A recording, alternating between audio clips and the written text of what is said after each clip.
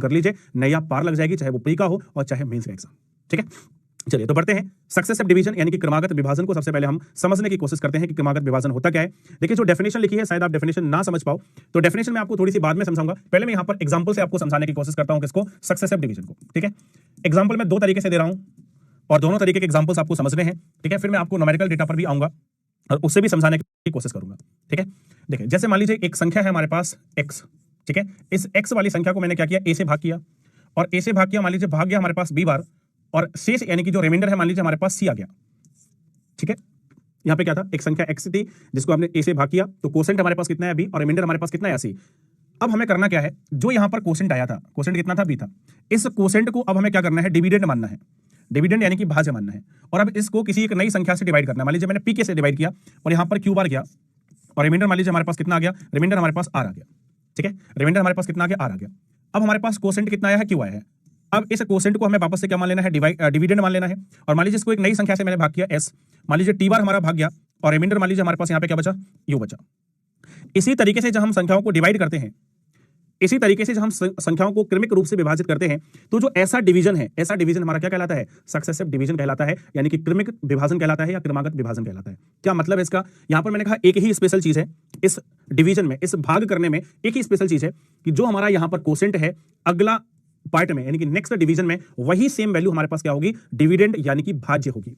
देखिए यहां पर जो कोसेंट है अगले डिवीजन में वही हमारे पास डिविडेंड यानी कि किसका काम करेगी, भाज्य का। जैसे यहां पर टी है, अगर हम एक बार फिर से टी को अगले स्टेप में, अगर मैं एक बार फिर से किसी संख्या से डिवाइड करता हूं, किसी नई संख्या से, तो ये जो टी है वो भाज्य का काम करेगा यानी कि कोसेंट का काम करेगा।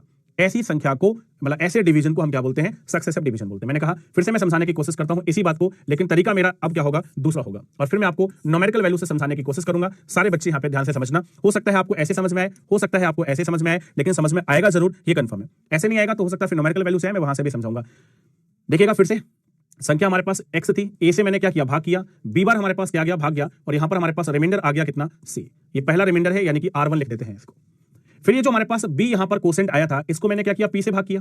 ठीक है, और भाग हमारे पास कितनी बार गया, q बार, और जो दूसरा रिमाइंडर है हमारे पास वो कितना आया, r आया। फिर इस q को मैंने भाग किया किससे, s से, कितनी बार गया, मैंने कहा t बार गया और रिमाइंडर हमारे पास यहां पर कितना आ गया, रिमाइंडर हमारे पास आ गया यहां पे u। मान लीजिए मैं एक बार और कर देता, इसको x से भाग कर देता, ये 22 बार जाता, मान लीजिए हमारे पास रिमाइंडर यहां पर जो 4 है कितना आ जाता, z आ जाता। इसी तरीके से हमें डिवीजन को क्या करना है, कंटिन्यू करना है। इस तरीके से जब हमारा लगातार डिवीजन जो है वो चलता रहेगा, तो ये जो हमारे पास डिवीजन है, इस तरीके का जो विभाजन है, इस तरीके के विभाजन को हम क्या बोलते हैं, सक्सेसिव डिवीजन यानी कि क्रमागत विभाजन बोलते हैं। ठीक है, मुझे पूरी उम्मीद है कि आपको समझ में जरूर आया होगा। ठीक है, दो बार मैंने अलग अलग तरीके से समझाने की कोशिश की है, फिर से मैं अब आपको न्यूमेरिकल वैल्यू पे समझाने की कोशिश करता हूं। ठीक है, जैसे मान लीजिए मैंने यहां पर एक वैल्यू ले ली 27। ठीक है, मान लीजिए मैंने यहां पर एक वैल्यू 27 ली है और इसको मैं सक्सेसिवली डिवाइड कर रहा हूं। ठीक है, अलग अलग संख्याओं के साथ। जैसे मान लीजिए मैंने पहले जो संख्या ली, पहले मान लीजिए मैं संख्या को डिवाइड कर रहा हूं 2 से। ठीक है, 2 से मैंने डिवाइड किया तो कितनी बार जाएगा, 13 बार जाएगा, 13 दूना 26 और रिमाइंडर 1 हमारे पास जो है वो कितना जाएगा, 1 आ जाएगा। ठीक है, फिर मुझे इस संख्या को 5 से भाग करना था, तो मैंने इस संख्या को 5 से भाग किया, तो 5 से हमारे पास कितनी बार गया, 2 बार गया और रिमाइंडर हमारे पास यहां पर कितना आ गया, 3 आ गया। ठीक है, फिर मान लीजिए इस संख्या को मुझे 7 से भाग करना था, 7 से भाग करेंगे कितने में, 2 में। अभी मैं आपको आगे सिखाऊंगा, हो सकता है मैंने कल आपको बताया हो, नहीं बताया है तो चिंता मत करना, अभी आगे आएगा। ये देखिए, अगर हमारे पास ऊपर वाली संख्या यानी कि जो न्यूमरेटर है, अगर वो छोटा होता है डिनोमिनेटर से, ठीक है, अगर ऊपर वाली संख्या कभी भी डिनोमिनेटर से छोटी होती है तो ऊपर वाली ही संख्या हमारे पास क्या बनती है, रिमाइंडर बनती है। इस केस में जो हमारे पास रिमाइंडर 3 है वो कितना हो जाएगा, 2 हो जाएगा। और इसका मतलब है भाग हमारे पास कितनी बार जाएगा, 0 बार। 7 का 0 में गुणा करोगे तो 0 आएगा और +2 करोगे तो हमारे पास ये आ जाएगा। तो हमेशा ध्यान रखना है कि कभी भी अगर ऊपर वाली संख्या छोटी है तो ऊपर वाली संख्या ही हमारा क्या होती है, रिमाइंडर यानी कि शेष होती है। तो इस तरीके से आप इसको क्या कर सकते हो, समझ सकते हो। ठीक है, और थोड़ा सा मैं आपको यहाँ पर एक एग्जांपल और देने की कोशिश करता हूं ताकि आपको अच्छे से जो है वो क्या हो जाए, क्लियर हो जाए। जैसे मान लीजिए मैंने यहाँ पे कहा कि हमारे पास एक वैल्यू है 53। ठीक है, एक मान लीजिए वैल्यू हमारे पास क्या है, 53 है। अब हमें इसको सक्सेसफुली डिवाइड करना है। उन्होंने कहा कि पहले इसको आप डिवाइड करिए, मान लीजिए उन्होंने कहा 3 से डिवाइड करिए, तब देखो 3 एकम 3, ठीक है, बचेगा 2, 23 हो जाएगा, 30 आते 21, यानी कि रिमाइंडर 1 हमारे पास कितना आ जाएगा, 2 आ जाएगा। पहली बार उन्होंने हमें बताया कि मान लीजिए 3 से डिवाइड करना है, अगली बार उन्होंने बताया कि 5 से डिवाइड करना है। अब 5 से हम डिवाइड करेंगे तो 5 दिया कितना, हम सब कर दीजिए, मुझे पता लग जाएगा कि हाँ आप सभी को समझ में आ गया। 7 से क्रमिक रूप से विभाजित किया तो हमारे पास 1, 3 और 2 क्या हुए, शेष प्राप्त हुए। ठीक है, अब मेरे को सारे बच्चा पार्टी यहाँ पे कंफर्म करके बताएगी कि सक्सेसिव डिवीजन क्या है। क्या आप सभी को क्लियर हो गया? बस जल्दी से थम्स अप कर दीजिए तो मुझे पता लग जाएगा कि हाँ आप सभी को समझ में आ गया। हाँ, क्वेश्चन कैसे आएगा बेटा अभी आपको पता लगेगा। पीके सिंह इंतजार कीजिए। ठीक है, शिवम कह रहा है कि सर नॉर्मल डिवीजन नहीं कर सकते, लेकिन नॉर्मल डिवीजन अगर हमें करना होता तो फिर हमें कंसेप्ट क्यों सीख रहे होते। ठीक है, अगर हम लोग ये कंसेप्ट सीख रहे हैं तो इसका मतलब विभाजित करना है, यही तो मैं समझा रहा हूं सबसे पहले तुम्हें कि क्रमिक विभाजन होता क्या है। सबसे पहले इस चीज को समझो। देखो तुम्हें कितनी बार में बताया मैंने, यहां पर बताया, इसी चीज को मैंने इस तरीके से लिख के बताया, फिर इसी तरीके से इसको बताया, फिर इसको बताया। यहां पर क्रमागत संख्याओं से विभाजन की बात नहीं हो रही है, संख्याओं से क्रमिक विभाजन की बात हो रही है। We are not focusing on the division by a conjugative number, we are focusing on a conjugative division. ठीक है, successive division that is also called. इस केस में कोसेंट हमारे पास 0 आएगा और रिमाइंडर हमारे पास कितना आएगा, 7 आएगा। मैंने कहा कि जब भी ऊपर वाली संख्या नीचे वाली संख्या से -4 को मैं आपसे कहूं कि 5 से डिवाइड करो, तो इस केस में हमारे पास कोसेंट 0 आएगा और रिमाइंडर कितना आएगा, -4 आएगा। अगर मैं आपसे कहूं कि 7 को डिवाइड करो 11 से, इस केस में कोसेंट हमारे पास 0 आएगा और रिमाइंडर हमारे पास कितना आएगा, 7 आएगा। मैंने कहा कि जब भी ऊपर वाली संख्या नीचे वाली संख्या से छोटी होगी तो ऊपर वाली संख्या ही हमारा क्या होती है, रिमाइंडर होती है, यानी कि शेष होती है। अभी मैं जब आपको शेषफल बताऊंगा तब आपको ये चीज समझ में आएगी कि कैसे, उसके लिए भी आपको इंतजार करना है। ठीक है, चलिए अब मैं आपको सीधा क्वेश्चन पे लेके चलूंगा कि क्वेश्चन हमारे पास क्या है और कैसे हमें क्वेश्चन को सॉल्व करना है। ठीक है, क्वेश्चन को ध्यान से आप लोगों को समझना है। फिर से क्वेश्चन हमसे क्या कह रहा है और उसी के बिहाफ पर हमें क्या करना है, आंसर निकालना है। ठीक है, तो पहले मैं आपको यहां पे क्या कर रहा हूं, इस क्वेश्चन का जो बेसिक मेथड होगा पहले मैं आपको वो समझा रहा हूं, फिर मैं इसका एग्जाम मेथड बताऊंगा।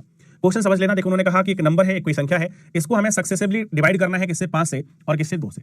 उन्होंने कहा कि जब सक्सेसिवली 5 और 2 से डिवाइड किया जाता है तो शेष हमें 3 और 1 प्राप्त होता है। एक संख्या को जब 5 और 2 से क्रमिक रूप से विभाजित किया जाता है तो शेष 3 और 1 क्या होते हैं, प्राप्त होते हैं, ऐसा उन्होंने बताया है। ठीक है, अब देखिए हमारे पास संख्या तो हमें पता नहीं है कि संख्या हमारे पास क्या है।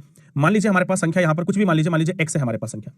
अब x को हमें डिवाइड करना है सबसे पहले किससे, उन्होंने बताया 5 से, और जब 5 से हम इसको डिवाइड करेंगे तो हमारे पास यहां पर जो रिमाइंडर है वो कितना आएगा, 3 आएगा, ऐसा उन्होंने बताया। मान लीजिए भाग हमारे पास a बार गया था, तो क्रमिक रूप से विभाजित करने का मतलब है कि अब a को भाग देना है और किससे देना है, 2 से भाग लगाना है। किससे लगाना है, 2 से, और 2 से भाग करने पर उन्होंने बताया कि जो शेष हमारे पास आ रहा है वो कितना आ रहा है, 1 आ रहा है। मान लीजिए यहां पर भाग गया था b बार, ये हमने अपने मन से माना कि भाग b बार गया था, यहां पर भी हमने अपने मन से माना कि भाग कितनी बार गया था, a बार गया था। ठीक है, इसी चीज को अगर आप लिखना चाहो तो आप ऐसे लिख सकते हो, सेम चीज को। ठीक है, अगर इसी सेम चीज को लिखना चाहो तो ऐसे लिख सकते हो, एक संख्या हमारे पास x थी, इसको हमें 5 से भाग करना था, तो रिमाइंडर हमारे पास जो पहला वाला रिमाइंडर आया था वो कितना आया था, 3। फिर जो भी हमारे पास यहाँ पे संख्या थी उसको हमें किससे डिवाइड करना था, 2 से डिवाइड करना था, और रिमाइंडर हमें कितना लाना है, 1 लाना है। तो एक्चुअल में क्वेश्चन हमसे ये कह रहा है। ठीक है, तो सबसे पहले आपका काम क्या था, सबसे पहले आपका काम था क्वेश्चन को समझना। ठीक है, तो क्वेश्चन आपको यहाँ पे समझ में आ चुका होगा। अब मैं आपको यहाँ पर सिखाने वाला हूँ कि इसका सॉल्यूशन हम कैसे करते हैं। ठीक है, इसका सॉल्यूशन जो है वो कैसे किया जाएगा, आइए मैं आपको समझा रहा हूँ, ध्यान से सभी लोग सुनना। इसका जो सॉल्यूशन है हमारे पास वो किस तरीके से चलेगा। देखें, सबसे पहले अगर मैं आपसे कहूं कि a की वैल्यू बताओ जरा, a की वैल्यू कितनी होगी, तो कल ही आपने सीखा था डिवीजन एल्गोरिथम में कि अगर हम 2 का b में गुणा करेंगे और 1 जोड़ देंगे तो हमारे पास a की वैल्यू आ जाएगी, मतलब ये हो जाएगा 2b + 1। ठीक है, अगर मैं a की वैल्यू की बात करूंगा तो कितनी आ जाएगी, 2b + 1 आ जाएगी।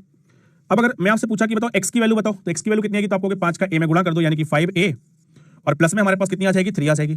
अब आप देखो ये जो पहली वाली इक्वेशन है इससे हमें a की वैल्यू पता है तो हम a की वैल्यू पुट कर देते हैं, तो 5 a की जगह क्या लिख सकते हैं, 2b + 1 लिख सकते हैं, और प्लस में हमारे पास यहाँ पे कितना है, 3 है।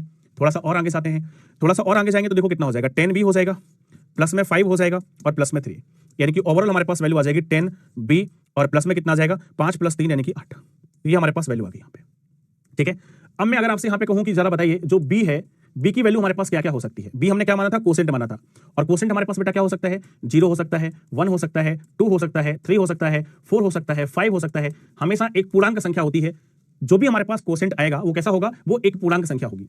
तो अब आप देखो अगर मैं यहाँ पर 0 पुट करूँ, ठीक है, b की 0 वैल्यू पुट करूँ तो हमारे पास क्या मिल जाएगा, नंबर मिल जाएगा, नंबर यानी कि x की वैल्यू मिल जाएगी। तो अब देखो x की वैल्यू हमारे पास अलग अलग आएगी। अगर मैं b की वैल्यू 0 रखता हूँ तो x की वैल्यू कितनी आएगी, 8 आएगी।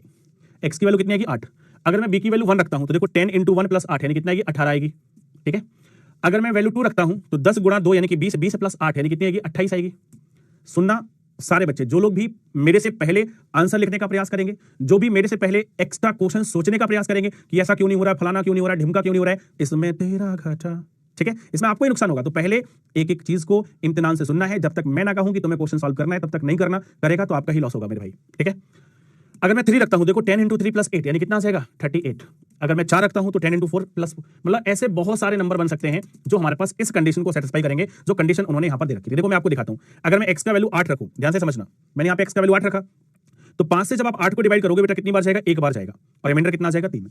जब 2 से आप 1 को डिवाइड करोगे तो 0 बार जाएगा और रिमाइंडर कितना आ जाएगा, 1। देखो कंडीशन सेटिस्फाइड हो रही है। मान लीजिए मैंने x की वैल्यू यहां पर रखी 18, तो 5 से बेटा कितनी बार भाग जाएगा, 3 बार जाएगा, 1। तो जितने भी नंबर मैंने यहां पर लिखे हैं, चाहे कोई भी नंबर हो, इनमें से आप किसी को भी चेक कर लीजिए, हर एक नंबर पर जो कंडीशन उन्होंने दी थी वो कंडीशन क्या होगी, सेटिस्फाई होगी। यानी कि अगर वो पूछते कि बताओ संख्या क्या है, ऐसी संख्या बताओ, अगर वो क्वेश्चन पूछते कि ऐसी संख्या बताओ जिसको 5/2 से क्रमिक रूप से विभाजित करने पर क्रमशः 3 और 1 शेष प्राप्त हो, ऐसा कौन सा संख्या है, तो आप कहोगे सर ऐसी संख्या 8 भी होगी, 18 भी होगी, 28 भी होगी, 38 भी होगी, 48 भी होगी और बहुत सारी संख्याएं होंगी। अब आपका क्वेश्चन होगा फिर सर हमारा आंसर क्या बनेगा, तो देखिए आंसर वही होगा जो ऑप्शन में अवेलेबल होगा। जनरली हम सबसे छोटी संख्या वाला ही आंसर करते हैं। अगर 8 अवेलेबल नहीं होगा तो 18 भी हो सकती है, अगर 18 ऑप्शन में नहीं दिया होगा तो 28 भी हो सकती है, अगर 28 ऑप्शन में नहीं दिया होगा तो 38 भी हो सकती है, 38 अगर ऑप्शन में नहीं दिया होगा तो 48 भी हो सकती है। ऐसी बहुत सारी संख्या हमारे पास हो सकती है, ठीक है। लेकिन देखो उन्होंने क्या पूछा, उन्होंने हमसे पूछा है कि what will be the reminder, वो हमसे कह रहे हैं कि बताइए what will be the reminder when largest such 2 digit number is divided by 12। उन्होंने कहा शेषफल बताओ जब इस तरीके का जो 2 अंकों का सबसे बड़ा नंबर है उसको 12 से विभाजित किया जाए। अब आप देखो मैं आपको यह पता करना है कि 2 अंकों की सबसे बड़ी संख्या क्या होगी। तो आप देखो जैसे मैं यहाँ पे 10 में 9 का गुणा करता हूं तो 90, 90 प्लस 8 यानी कि 98। अगर मैं बी की वैल्यू 10 रखता हूं तो 10 गुणे 10 यानी कि 100 हो जाएगा। 100 मतलब 2 अंकों की संख्या से ज्यादा हो जाएगी। तो मैक्सिमम जो 2 अंकों की संख्या हो सकती है वो कितनी हो सकती है, 98 हो सकती है। मैक्सिमम 2 अंकों की संख्या कितनी हो सकती है, 98। और उन्होंने कहा कि अगर हम 98 को डिवाइड करें, अभी समझने के लिए नहीं है, इसको मैं हटा देता हूं, ठीक है, इतनी बात आपको समझ में आ गई होगी। उन्होंने कहा है कि बताइए अगर हम 2 अंकों की संख्या को डिवाइड करें किससे, 12 से, 2 अंकों की इस प्रकार की जो ऊपर उन्होंने लैंग्वेज दी थी उस प्रकार की 2 अंकों की सबसे बड़ी संख्या क्या है, 98 है, और इसको हमें डिवाइड करना है कितने से, 12 से। जब डिवाइड करेंगे तो बेटा क्वेश्चन हमारे पास कितना आएगा, 12 94, और रिमाइंडर की अगर हम बात करें तो कितना आएगा, 2। और उन्होंने यही पूछा था कि रिमाइंडर क्या बनेगा, तो रिमाइंडर हमारे पास कितना हो जाएगा, 2 हो जाएगा। और 2 हमारे पास यहां पर क्या है, करेक्ट आंसर है, ठीक है। 2 हमारे पास यहां पे क्या है, करेक्ट आंसर है। हाँ तो पूछा आप भी बेटा वहीं पढ़ लो, आप क्यों यहां पढ़ रही हो, ठीक है, आप भी वही पढ़ लेती। अगर आप यहां पढ़ रही हो तो फिर आपके दिमाग में ये चीज आनी नहीं चाहिए ना, ठीक है। ऐसा कोई फर्क नहीं पड़ता कि वो वहां जो व्यक्ति कहीं से भी पढ़ा हो, किसी भी जगह से पढ़ा हो, अगर किसी व्यक्ति ने पहले किसी चीज को पढ़ रखा है तो उसका आंसर आ जाएगा, नहीं पढ़ रखा है तो उसका आंसर नहीं आएगा। बहुत सिंपल सा लॉजिक है, ठीक है। इस बात से नहीं फर्क पड़ता कि वो मेरे से पढ़ा है, प्रमोद सर से पढ़ा है, या फलाने सर से पढ़ा है, या ढिकाने सर से पढ़ा है, इस बात से कोई लेना देना नहीं है। इवन वो अपने आप से भी अगर किसी चीज को पढ़ रखा है तो भी उसका आंसर हो सकता है कि अपने आप आ जाए, ठीक है। बात समझ में आ रही है। तो मैंने कहा इसमें से कोई भी हमारा आंसर हो सकता है, लेकिन हाँ आंसर हम कौन सा लेते हैं, सबसे छोटा लेते हैं। आंसर हमारे पास क्या होता है, जनरली हम सबसे छोटा आंसर लेते हैं। हाँ केवल हमें अदर वैल्यू के बारे में तब सोचना पड़ेगा जब ऑप्शन में हमारे पास उस तरीके की कोई वैल्यू नहीं दी होगी। अब देखो जैसे यहां पर हमने ना 8 लिया, ना 18 लिया, ना 28 लिया, ना 38 लिया, 58 लिया, क्यों, क्योंकि क्वेश्चन में कहा गया था कि ऐसी 2 अंकों की सबसे बड़ी संख्या बताइए। तो हमें पता था कि ऐसी 2 अंकों की सबसे बड़ी संख्या में निकालनी थी, तो वो हमारे पास 98 आई, तो हमने 98 को लिया। बाकी सारे क्या हो गए, फेल हो गए, बाकी हमारे किसी काम के नहीं थे। तो किस पर डिपेंड करेगा, क्वेश्चन पर डिपेंड करेगा, ठीक है। अब इसी चीज को मैं आपको दोबारा बता रहा हूं, फिर से समझना। इसी चीज की मैं आपको शॉर्ट ट्रिक बता रहा हूं या एग्जाम मेथड बता रहा हूं, मेथड नंबर 2। सभी बच्चों को समझना है ध्यान से, क्योंकि आगे आने वाले जो क्वेश्चंस होंगे वो मैं मेथड नंबर 2 के साथ ही करूंगा। पहला क्वेश्चन था तो मैंने पूरा आपको डिटेल में बेसिक मेथड के साथ बताया है। अब मैं बात करने वाला हूं मेथड नंबर 2 यानी कि एग्जाम मेथड की। एग्जाम में आपको इस क्वेश्चन को कैसे करना है, सबसे पहले हम उस पर फोकस कर रहे हैं। तो देखिए हमें भाग किससे करना था, 5 से और 2 से, यानी कि जो डिवाइजर्स हमारे पास थे वो 5 थे और 2 थे। जिससे हमें भाग करना था वो संख्या क्या थी, 5 थी और 2 थी। और जो हमारे पास शेष बच रहे थे वो क्या था, 3 था और 1 था। कितना था मेरे भाई, 3 and 1। अब ध्यान से समझना, ऊपर हमेशा आपको क्या करने हैं, डिवाइजर्स लिखने हैं, डिवाइजर्स यानी कि भाजक, ठीक है। 2 हो 3 हो 4 हो से फर्क नहीं पड़ेगा। नीचे हमें हमेशा क्या लिखने हैं, रिमाइंडर्स लिखने हैं। नीचे क्या करने हैं, रिमाइंडर्स लिखने हैं। और रिमाइंडर्स का मतलब हमें क्या लिखना है, शेषफल लिखना है, ठीक है। रिमाइंडर्स का मतलब क्या करना है, शेषफल लिखना है। अब आप यहां पर बहुत ध्यान से समझिएगा कि हमें करना क्या है। जो मैं डायरेक्ट अप्रोच आपको बताने जा रहा हूं, जो यहां पे एग्जाम मेथड बताने जा रहा हूं, उसमें आपको क्या करना है वो आपको यहां पे सुनना है। देखिए हमारे पास ये जो डिजिट होगी, इसको हमें पहली डिजिट, इसको हमें क्या करना है, छोड़ना है। शुरुआत कहां से करनी है, यहां से। और यहां से शुरुआत करनी है तो सबसे पहले इसका इसमें आपको क्या करना है, क्रॉस मल्टीप्लाई करना है, गुणा करना है। तो 1 का जब आप 5 में गुणा करोगे तो कितना आएगा मेरे भाई, 5 आएगा। फिर जो भी वैल्यू आएगी उसमें हमें क्या करना है, इसको जोड़ देना है। देखिए 5 में जब हम 3 जोड़ेंगे तो हमारे पास कितना आ जाएगा, 8। और अभी मैंने आपको बताया था कि हमारे पास क्या होगा, मिनिमम नंबर होगा। ये हमारे पास क्या होगा, मिनिमम नंबर होगा, यानी कि न्यूनतम संख्या होगी, ठीक है।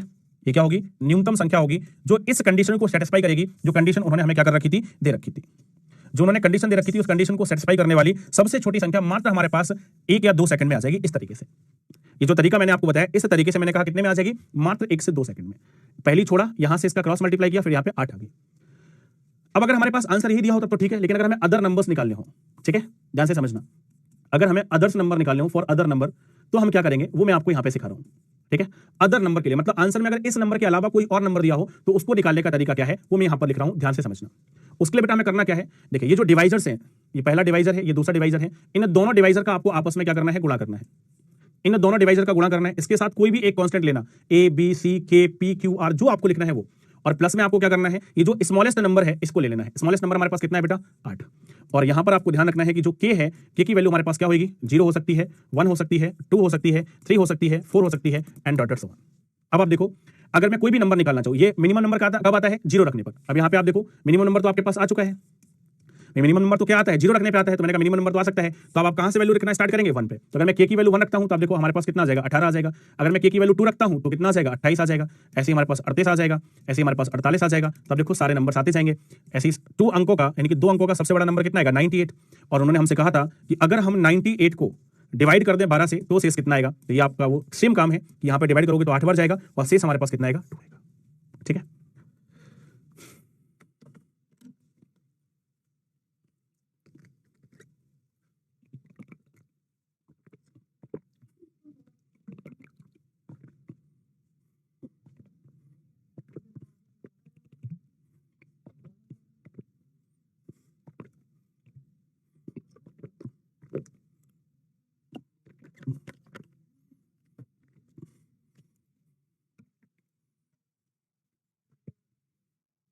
चलिए बताइए सभी लोग जल्दी से।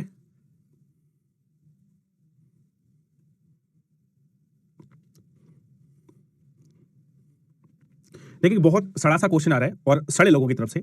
मैं ये शब्द मुझे पता नहीं क्यों यूज करने पड़ते हैं। मैं खुद दुखी होता हूं कि तुम लोग बिल्कुल पढ़ाई पर फोकस नहीं करते। ठीक है, जो लोग भी ऐसे क्वेश्चन पूछते हैं, से कई सारे लोगों का क्वेश्चन आ रहा है कि सर आपने 99 क्यों नहीं लिया? फिर एक बच्चा भी पूछेगा सर आपने 96 क्यों नहीं लिया? फिर एक बच्चा पूछेगा सर 93 भी तो ले सकते थे। देखो समझो, पहले तुम लोग क्या है कि ध्यान देते ही नहीं हो। उन्होंने अगर हमसे केवल इतना कहा होता कि 2 अंकों की सबसे बड़ी संख्या को 12 से विभाजित करने पर शेष क्या बनेगा, अगर वो कहते largest 2 number is divided by 12 then what will be the reminder, केवल इतना क्वेश्चन होता तो लार्जेस्ट नंबर होता 99। तो लार्जेस्ट नंबर क्या होता? 99 होता। ठीक है, लेकिन तुम आंखें बंद करके बैठे हो। तुम्हारा दिमाग सुस्त हो चुका है, कुंद हो चुका है, बंद हो चुका है, मंद हो चुका है। तुम दिमाग अपना चलाने नहीं चाहते हो। ठीक है, ये क्वेश्चन जो दिया है ये किस लिए दिया है? मैं इस क्वेश्चन की बात कर रहा हूं या मैं लार्जेस्ट 2 डिजिट नंबर की बात करूं? बताओ जरा पहले। मैंने लार्जेस्ट 2 डिजिट नंबर की तो बात करी नहीं यहां पे। मैंने कहा कि ऐसा 2 डिजिट का लार्जेस्ट नंबर जो इस कंडीशन को सेटिस्फाई करता हो, जो ऊपर कंडीशन लिखी है ना, ये तुम्हें दिखाई दे रही होगी। अगर ना दिखाई दे रही हो तो घर वालों से कहना, अभी पापा से कहना कि गुरुजी ने कहा है हमारे लिए टीन का चश्मा बनवाओ। किसका? टीन का चश्मा बनवा के उसको लगाना और फिर देखना। तो क्वेश्चन कह रहा है कि जो इस कंडीशन को सेटिस्फाई करता हो। कौन सी कंडीशन? कि 5 से 2 से क्रमागत रूप से विभाजित करने पर क्रमशः 3 शेष बचे, 1 शेष बचे। और ऐसी सबसे ज्यादा प्रॉब्लम मतलब मुझे किससे होती है? आप इतने ज्यादा लोग इतने दिन से 7वीं क्लास है ये आज नंबर सिस्टम की, लेकिन अभी भी तुम जैसे भारत के महान विभूतियों को ये पता नहीं रहता है। अभी भी तुम लोगों को ये विश्वास नहीं है कि सर क्या चीज है, सर क्या आपको कराने वाले हैं, सर का तरीका क्या है, किस तरीके से चीजों को लेके सर चलते हैं। अभी भी एक बच्चा कह रहा है सर अगर 3 वाला होगा तो क्या करेंगे? अरे मेरे भाई इंतजार करेंगे। क्या करेंगे? इंतजार करेंगे। इंतजार नहीं करेंगे तो अफसोस करेंगे। अगर इंतजार नहीं करेंगे तो क्या करेंगे? अफसोस करेंगे। इसलिए इंतजार करिए, सब कुछ आएगा। देखो अगला क्वेश्चन 3 वाला ही है। तुम बेटा जो सोच भी नहीं पाओगे ना, जितना तुमने अपनी जिंदगी में सोचा नहीं होगा वो यहां पर लिखा होगा पहले से ही। ठीक है, तो इंतजार करो बस। नहीं इंतजार नहीं कर पाओगे तो अफसोस करोगे। अगले क्वेश्चन में क्या कहा जा रहा है? A number when successfully divided, successfully नहीं होगा, यहां पे सक्सेसिवली होगा। ठीक है, ये गलत लिखा है, यहां पर होगा सक्सेसिवली। ठीक है, एक नंबर को हमें क्या करना है? सक्सेसिवली डिवाइड करना है। ठीक है, एक नंबर को जो हम लोग सक्सेसिवली डिवाइड करते हैं किससे? 3 से, 4 से और 7 से। ठीक है, 3 से, 4 से और 7 से जब डिवाइड करते हैं तो उन्होंने बताया कि क्रमशः रिमाइंडर हमारे पास 2, 3 और 1 क्या होता है? प्राप्त होता है। तो मैंने कहा क्या करना है? डिवाइजर ऊपर लिखने हैं। 3 है, 4 है और 7 है, ये सारे डिवाइजर ऊपर लिख देंगे। और जितने भी हमारे पास शेष बच रहे हैं, 2 बच रहा है, 3 बच रहा है और 1 बच रहा है, ये हम लोग कहां पे लिख देंगे? नीचे। और एक के सामने एक डिजिट लिखनी है, ये जरूर ध्यान रखेगा। ठीक है, अब उन्होंने कहा कि how many such numbers are there under 1000। वो कह रहे हैं कि 1000 से नीचे यहां पर ऐसी कितनी संख्या बनेगी। देखो ये तो बाद का काम है, पहले हमारा काम है इस चीज से निपटना और सबसे छोटी संख्या प्राप्त करना। तो आपको मैंने तरीका बताया सबसे छोटी संख्या प्राप्त करने का, कि पहला नंबर हमेशा क्या करना है? छोड़ना है, यहां से स्टार्ट करना है। तो इसका इसमें क्या करोगे मेरे भाई? इसका इसमें सबसे पहले क्रॉस मल्टीप्लाई करोगे तो कितना आएगा? 4। फिर जो भी वैल्यू आएगी उसमें ये 3 क्या होगा? जुड़ेगा। तो जब आप इसको जोड़ोगे तो बेटा कितना हो जाएगा? 7 हो जाएगा। कितना हो जाएगा? 7। अब ध्यान रखना जो यहाँ पे रिजल्टेंट आया है इसका मल्टीप्लाई होगा किसमें? इसमें। ये जो रिजल्टेंट है इसका मल्टीप्लाई इसमें होना। तो 7 का 3 में गुणा करोगे कितना आएगा बेटा? 21। और 21 में फिर हम क्या करेंगे? 2 जोड़ेंगे, और 21 में 2 जोड़ेगा तो कितना आएगा? 23 आएगा। ठीक है, कितना आ जाएगा यहाँ पे? 23 आ जाएगा। बस ये जो प्रोसेस थी, इसी प्रोसेस को आपको क्या करना था? फॉलो करना था। तो अब देखो आपको क्या पता लग गया? आपको यहाँ पे पता लग गया कि ऐसी सबसे छोटी संख्या कौन सी होगी? 23 होगी। 23 के अलावा मेरे भाई और क्या हो सकते हैं? तो मैंने बताया था आपको, ट्रिक सिखाई थी फॉर अदर नंबर्स। अगर हमें 23 के अलावा और बाकी संख्या निकालनी है, ठीक है, फॉर अदर नंबर्स, अगर हमें दूसरी संख्याएं भी निकालनी है, क्योंकि ये कौन सी संख्या है? ये हमारे पास मिनिमम है। ये क्या है? मिनिमम नंबर है जो इस कंडीशन को सेटिस्फाई करेगा। अदर नंबर के लिए तरीका मैंने क्या बताया था? ये देखिए, अदर नंबर अगर हमें निकालने हैं तो उसके लिए तरीका हमारे पास क्या है, उसके लिए तरीका बहुत सिंपल सा है। ये जो हमारे पास वैल्यू है, जो डिवाइजर्स है, यहाँ पे 3 है, यहाँ पर 4 है और यहाँ पर कितना है 7 है। तो मैंने कहा था कि सारे डिवाइजर्स का आपको आपस में क्या करना होगा, मल्टीप्लाई करना होगा। जो भी वैल्यू आएगी उसमें एक वेरिएबल अपने आप से जोड़ना पड़ेगा और प्लस में हमारे पास क्या आएगा, ये जो संख्या यहाँ पर लिखी है ये हमारे पास प्लस में आएगी 23। इसको जरा हम सॉल्व करते हैं तो 4 तिया 12 और 12 का 7 में गुणा करेंगे तो 12 सत्ते 84, यानी कि 84K और प्लस में हमारे पास यहाँ पे कितना है 23 है। तो इस तरीके से हम अदर नंबर निकाल सकते हैं। और आप जानते हैं कि यहाँ पर अब हमारे पास जो K की वैल्यू है वो हम कहां से पुट करना स्टार्ट करेंगे, 1 से।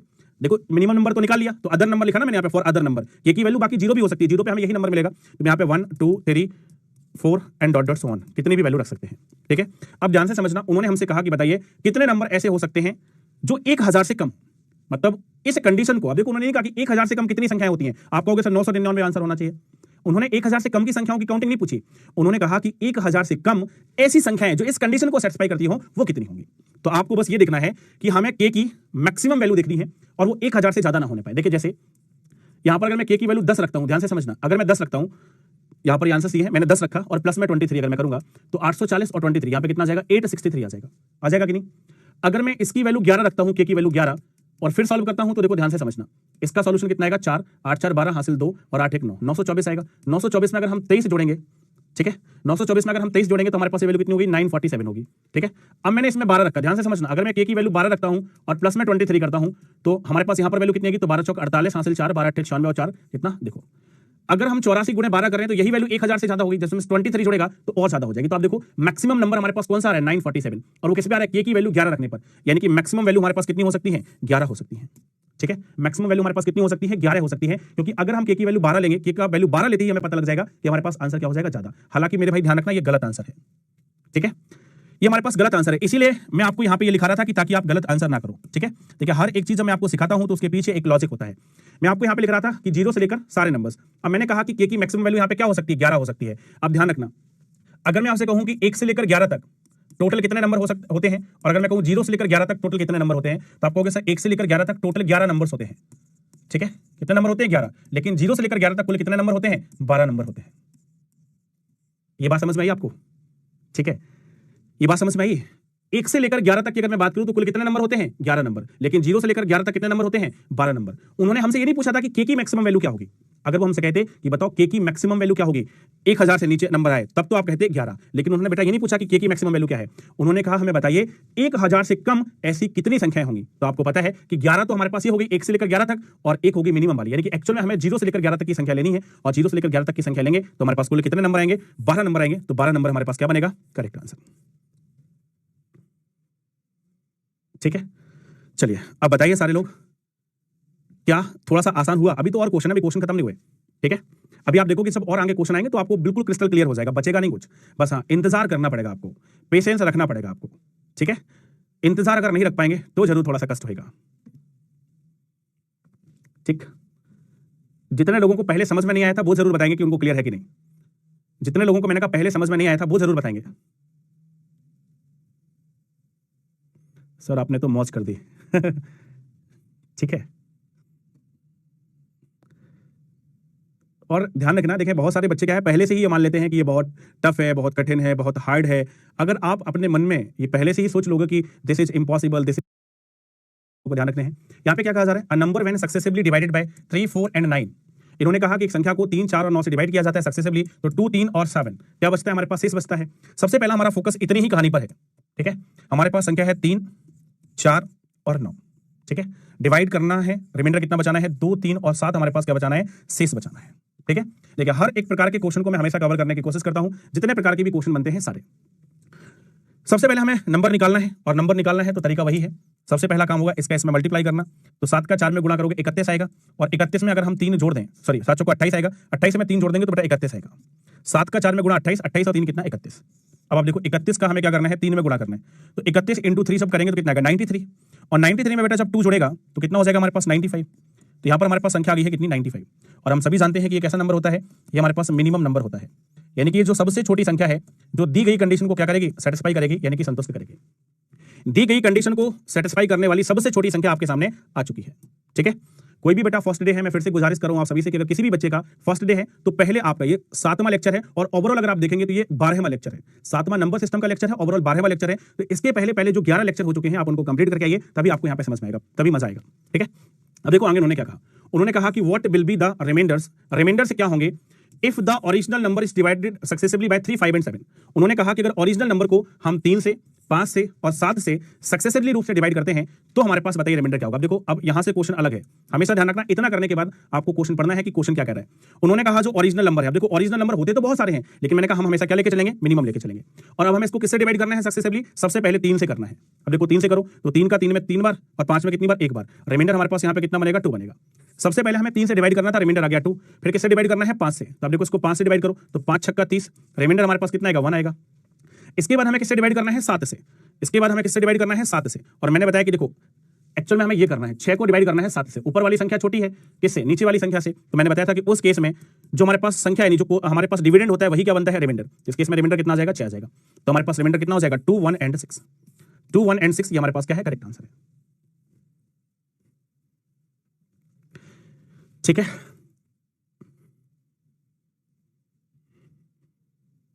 एक बच्चा पूछा है कि सर कैसे पता लगेगा कि 95 मिनिमम है। मैं बता रहा हूं बेटा, आपको क्या करना है, आपको सबसे पहले 1 लिखना है और 1 में फिर ये वाला काम करना है जो यहां पर लिखा है। फिर ऐसे 2 लिखना, फिर 2 में आप यही वाला काम करना, फिर 3 लिखना, फिर 3 में आप यही वाला काम करना जो मैंने यहां पे करके दिया है, या यहां वाला कर लेना 3, 4 और 9 से। पहले 1 लेना, इसको 3, 4, 9 से सक्सेसिवली डिवाइड करना, फिर 2 लेना, 3, 4, 9 से लगातार विभाजित करना, फिर 3 लेना, 3, 4, 9 से क्रमागत विभाजन करना, फिर ऐसे 4, 5 और करते करते 94 तक सारे नंबर चेक करना। किसे, 3, 4 और 9 से लगातार विभाजित करके इन सारे नंबर पे चेक करना। आप देखोगे 2, 3 और 7 रिमाइंडर आपके नहीं बचेंगे। जैसे आप 95 पे पहुंचोगे और फिर 3, 4, 9 से डिवाइड करोगे, अपने आप आपके पास सक्सेसिवली ये 2, 3 और 7 क्या बन जाएंगे, रिमाइंडर बच जाएंगे। ठीक है, तो ऐसे आप चेक कर सकते हो कि ये मिनिमम नंबर है या नहीं है। सिप्रा कह रही है सर अब ये क्वेश्चन बहुत सारे इजी लगने लगे। समृद्धि कह रही है sir you are so serious. अब क्या करूं मेरे भाई, क्या करूं, इतना समझाने के बाद भी, है ना, ऐसे भारत के बाहर व्यक्ति लोग आ जाते हैं, मैं या तो गुस्सा करूं या फिर डांटूं और या फिर ऐसे ही रिप्लाई करके तुम्हें समझा दूं, तुम्हें खुद समझ में आ जाए कि मैंने गलत क्वेश्चन पूछ लिया। ठीक है, कुछ भी हो सकता है बेटा, डिवाइजर कुछ भी हो सकते हैं और रिमाइंडर कुछ भी हो सकते हैं। ये तो क्वेश्चन वाले पे डिपेंड करेगा कि वो आपको क्या क्वेश्चन देना चाह रहा है। देखो अगला क्वेश्चन है, फिर से समझना, अगला क्वेश्चन हमसे क्या कह रहा है। ठीक है, यहां पे कहा कि एक नंबर सक्सेसिवली हमें डिवाइड करना है कितने से, 3 से, 5 से और 8 से। ठीक है, 3 से, 5 से और 8 से क्या करना है, डिवाइड करना है। और शेष कितना बचता है, उन्होंने कहा 1 बचता है, 4 बचता है और 7 बचता है। ठीक है, 1, 4 और 7 क्या बचते हैं, शेष बचते हैं। ठीक है, अब आप देखो, अभी मैंने आगे क्वेश्चन नहीं पढ़ा क्योंकि नंबर तो हमें निकालना है, आगे कोई भी कहानी बनेगी वो नंबर निकालने के बाद ही बनेगी।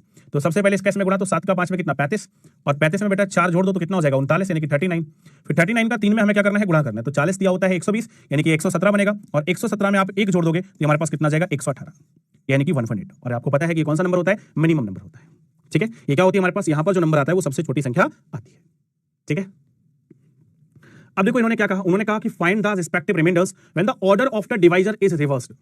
उन्होंने कहा कि शेषफल बताइए अगर डिवाइजर्स यानी कि भाजकों के क्रम को उलट दिया जाए। इसका क्या मतलब है, देखिए अभी भाजकों का क्रम कितना था, पहले 3 से भाग करना था, फिर 5 से और फिर 8 से। पहला, दूसरा, तीसरा ये क्रम था। उन्होंने कहा क्रम को पलट दो, यानी कि सबसे पहले किससे भाग करो, 8 से, फिर किसको भाग करो, 5 से, फिर किससे भाग करो, 3 से। तो पूछ रहे कि बताइए शेष क्या होगा। तो अब देखिए 9। अब हमें क्या करना है, अब हमें सीधा सीधा नजर आ रहा है कि नंबर हमारे पास कितना है, 118 है। और सबसे पहले हमें किससे भाग लगाना है, 8 से। देखो 8 एकम 8 बचा कितना, 3, 38, 8 चौको 32, कितना बचा रिमाइंडर, 6 बचा। ठीक है, फिर किससे भाग करना है मेरे भी, 5 से भाग करना है। तो 5 से कितनी बार जाएगा, 5 दूना 10, रिमाइंडर हमारे पास कितना बचेगा, 4 बचेगा। और फिर हमें किससे भाग करना है, अब अगला क्रम आएगा हमारे पास 3। तो 3 से भाग करोगे तो भैया छोटी संख्या है तो 0 बार जाएगा और रिमाइंडर हमारे पास कितना बचेगा, 2 बचेगा। तो 6, 4 और 2 कहां पे नजर आ रहे हैं, बाबू भैया के पास। मेरे कंटेंट से कितने क्वेश्चन हो जाएंगे, 25 में से 25 गारंटी है। ठीक है, और मेंस के 30 में से 30, प्री के 25 में से 25 और मेंस के 30 में से 30 गारंटी है। बस कर लो, अच्छे से पढ़ लो। बात केवल नहीं हो सकता, नॉलेज बहुत सारे लोगों के पास हो सकती है, नॉलेज हर एक व्यक्ति के पास हो सकती है, लेकिन हर व्यक्ति को टीचर बनना थोड़ा सा मुश्किल है, गॉड गिफ्टेड होता है, ऐसा मेरा मानना है। ठीक है, और मैंने ये हमेशा कहता हूं कि बस आप मेरी बात सुन लिया करो, उतना पेशेंस आपके अंदर चाहिए। ठीक है,